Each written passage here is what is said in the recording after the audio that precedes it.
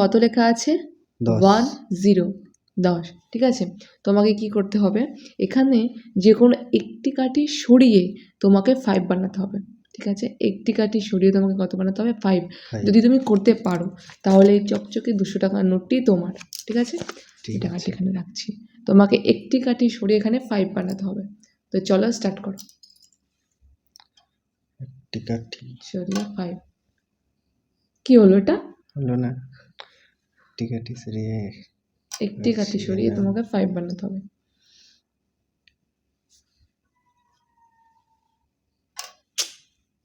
কি হলো এটা? তো হচ্ছে না, একটি কাঠি সরিয়ে।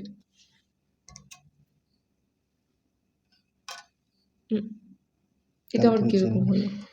তো দেখলাম করো। একটা তুললাম, ওকে, একটা বসালাম, দেখলো কত আছে? 5। ওকে।